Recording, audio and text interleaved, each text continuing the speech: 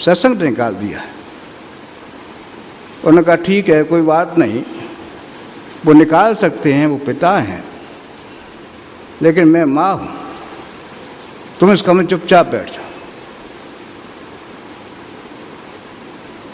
वो वहां बैठ गए। महात्मा जी महाराज सत्संग समाप्त करने के बाद घर में प्रवेश किया। माँ से कहा कि आज हमने अमुक व्यक्ति को सत्संग निकाल दिया, उसने ऐसा ऐसा काम किया था। और उन्होंने कहा ठीक है, तुम पिता हो, निकाल सकते हो, लेकिन मैं माँ हूं। उन्हें बोध हुआ, करे भाई तुम ठीक कहते हो, मैं निकालने वाला कौन होता हूँ, मुझसे बहुत गलती हो गई। कहाँ गए वो, जाएंगे कहाँ, और ठिकाना ही कहाँ है सिवा माँ के अलावा। बुलाया गया, व्यक्ति आके चरणों में गिर पड़े, और माँ के कारण ही कृपा हो गई। एक नहीं, अनेकों अनेकों दृष्टांत हम देख सकते हैं। माँ का स्वरूप क्या होता है। हम देखते हैं बालक बहुत गंदा है, बहुत गंदा है, पिता भी साफ नहीं कर सकता, माँ से ही कहता है बहुत गंदा हो गया, इसे स्नान करा दो। लेकिन माँ का वो हृदय होता है, बच्चे को स्नान भी कराती है, प्रसन्न होती जाती है, उस गंदी देखकर घृणा नहीं करती, बल्कि उसे गंदी देखकर प्रसन्न भी होती है। कितना गंदा हो गया, कैसा हो गया है, स्नान करा देती है, सारे विकार निकाल देती है, और सहज में सारे विकार निकाल कर पूर्ण पवित्र कर देती है। ये माँ का स्वरूप है, जहाँ कल्याण है। हम देखें एक घटना में गुरु महाराज की आपको सुनाना चाहूँगा। जिया माँ की शक्ति क्या होती है, क्या थी वो। गुरु महाराज स्वयं कहा करते थे कि जिया तो हमसे बहुत आगे हैं। और ऐसे ही नहीं, एक समय वो आया, बिहार में सत्संग चल रहा था। सत्संग के बाद गुरु महाराज ने कहा, पंडित जी आए थे, पंडित से कहा पंडित जी आज हमारी आयु समाप्त हो गई। ये सुनकर पंडित एकदम कांप गए। उनका नहीं, ऐसी बात नहीं है, जिया ने 20 साल दिए, जिया ने 20 साल दिए हैं। माँ वो है, जिया वो हैं जो ने गुरु महाराज दिया। नहीं, और काम करना है तुम्हें, क्यों पूर्ण शक्ति है। माँ शक्ति ऐसी नहीं है, माँ पूर्ण है।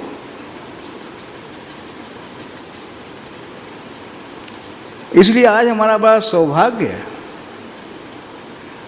कि हम यहाँ पर जिया माँ के दरबार में बैठे हैं, और साथ साथ शक्ति पूजा का समय भी है। हमारे हृदय में यदि हम अपने को देखें,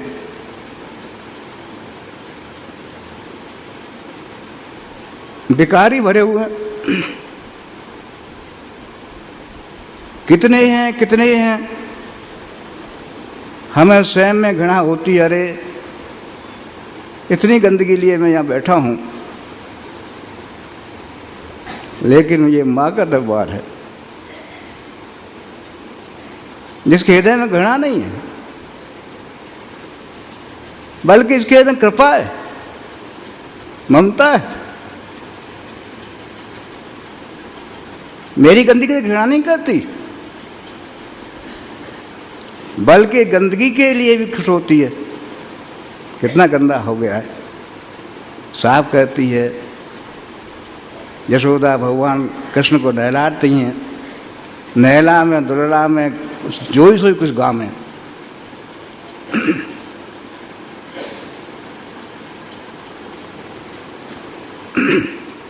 कृष्ण को नहलाती है और कुछ गाती भी जाती, खुश हो जाती। इसलिए माँ की मार में भी प्रेम है, माँ के स्नेह में भी प्रेम है, क्योंकि वहाँ ममता के अलावा कुछ और है ही नहीं। परमात्मा हमने नहीं देखा, परमात्मा को हम नहीं जानते, लेकिन माँ साक्षात परमात्मा है। चाहे वो पढ़ी है चाहे बिना पढ़ी है, सुंदर है कुरूप है, कैसी है, गरीब है, गरीब से गरीब है, लेकिन परमात्मा का अवतार है। माँ परमात्मा है, क्योंकि हम देखते हैं वो जन्म देती है, पालन करती है और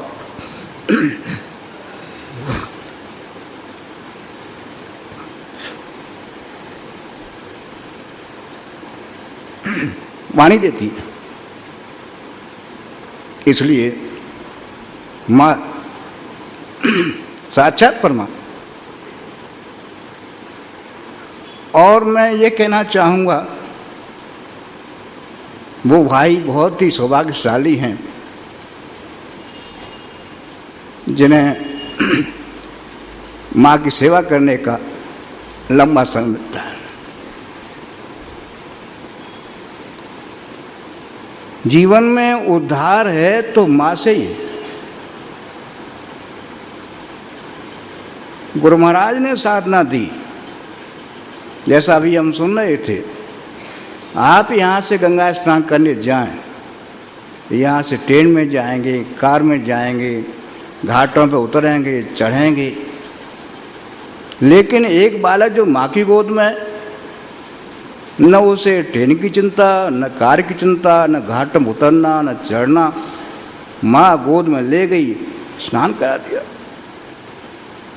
ऐसे ही गुरु महाराज ने साधना दी है, वो मातृ रूप है। साधना गुरु ज्ञान, जैसे मैंने कहा, ज्ञान दे सकता है, लेकिन जहाँ उद्धार करना है किसी का तो केवल मातृ रूप, और कुछ उसका वो ही नहीं है।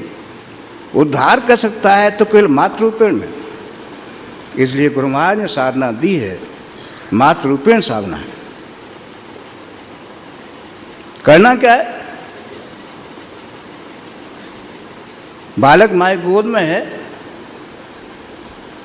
माँ अपना सारा काम कर देख रही है और बालक की चिंता कर रही है। ऐसे ही हम ये देखते हैं,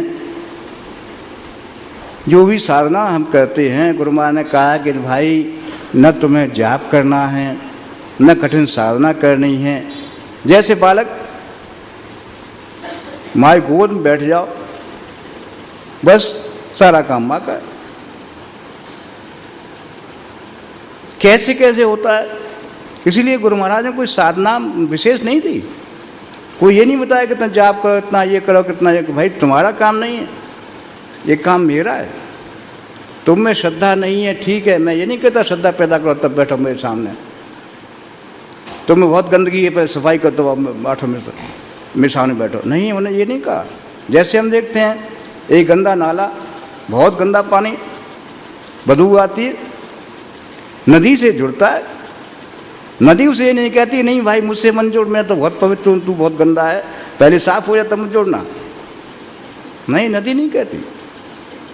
ऐसे गुरु में जो ममता की शक्ति है, मातृ रूपेण जो गुरु का स्वरूप है, वो ये नहीं कहता कि तुम्हें श्रद्धा नहीं है, श्रद्धा पैदा करो, तुम्हें भक्ति नहीं है, भक्ति पैदा करो। वो कहता नहीं भाई तुम्हारा काम नहीं है, तुम तो मेरी गोद में आ गई हो, अब ये मेरा काम है। इसलिए श्रद्धा पैदा हम श्रद्धा पैदा नहीं कर सकते। जैसे गीता में आप देखते हैं, अर्जुन भगवान से कहता है शिष्यस्ते हम साधमाम त्वाम प्रपन्नम, कहता भी है कि शिष्य हूँ, मुझे ज्ञान दें। लेकिन जब कहते हैं, भगवान समझाते हैं तो प्रश्न बनते हैं। जितना समझाते हैं तो और प्रश्न बनते चले जाते हैं, कहीं समाधान नहीं। क्यों? ज्ञान में कोई समाधान नहीं होता। वही परमात्मा जो कृपा करके उसे अपनी गोद में ले लेता है। सर्वधर्मान प्रत्यज्य मामेकं शरणं व्रज मनमना भव मद भक्तो मद्याजी माम। अरे तू मेरा है, तू क्यों परेशान हो रहा है? मैं करूँगा, तुझे कुछ नहीं करना है। ऐसे ही गुरु महाराज ने कहा, भाई तुम्हें कुछ नहीं करना है, ये सारा काम मेरा है। एक घटना मैं सुनाना चाहूँगा। नानक साहब के समय में उनके संपर्क में लहना सिंह नाम के व्यक्ति आए। लहना सिंह बड़ी साधना, कठिन साधना करते थे। नानक साहब ने कहा, करे लहना, तू तो अंगद है, मेरे अंग से जाया है, तू लेना मैं देना, तुझे लेना है मुझे देना है, फिर तू कठिन साधना क्यों करता है? ऐसे ही गुरु महाराज ने कठिन साधना तो नहीं दी। उन्होंने कहा, अरे भाई मुझे देना है तुम्हें लेना है, फिर इसमें ये क्यों चक्कर पड़ते हो कि कठिन साधना करो, ये करो वो करो? नहीं भाई, तुम्हें कुछ नहीं करना है। एक भाई ने गुरु महाराज से कहा कि आपकी साधना बहुत ही सरल, बड़ी सहज है। उन्होंने कहा, है तो सरल, लेकिन मन नहीं लगने देते। उन्होंने कहा, अरे आप ही साधना बतलाते हैं, आप कहते मन नहीं लगने देते? उन्होंने कहा, हाँ क्यों? हम ये चाहते हैं कि वो हमारी तरफ देखता रहे, इसलिए आप सब देखते हैं। कभी ध्यान बहुत अच्छा लगता है, कभी बिल्कुल नहीं लगता। कभी ये मालूम पड़ता है मंजिल बहुत नज़दीक आ गई, कभी ये मालूम पड़ा, अरे भाई ये तो ABCD नहीं जानते, भूल गए हम सब, कुछ भी नहीं रहा, हमारे विचार आ रहे, बड़े विचार आ रहे। उन्होंने कहा, नहीं भाई हम ये नहीं चाहते तुम्हारा मन लग जाए, हम ये चाहते तुम्हारा मन नहीं लगे, और मन नहीं लगे तो हमारी तरफ देखो, ललचाई दृष्टि हमारी तरफ देखो। साधना आपको नहीं देगी, ये मैं दूंगा। यह फल साधन ते नहीं हुई, तुम्हारी कृपा पाओ कोई। ये साधना का फल नहीं है, ये तो मैं दूंगा। तुम मेरी तरफ देखो, मैं तो दूंगा। और यही होता है, यह फल साधन ते नहीं हुई, तुम्हारी कृपा पाओ कोई। ये साधना का फल नहीं है, कृपा का फल है। क्यों? साधना के द्वारा वो चीज़ प्राप्त नहीं हो सकती। गुरु में जो ममता रूपी ये मातृ रूपी शक्ति पैदा होती है, वो शिष्य को गोद में ले लेती है, उसके मन को धोती है।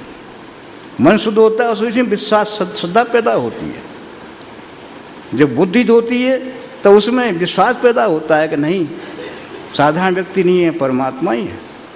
और जब हमारा अहम वही शक्ति धोती है, परमात्मा मातृ रूपेण धोती है, तो हम सौंप देते हैं, माँ जैसा आप चाहो तैसा करो।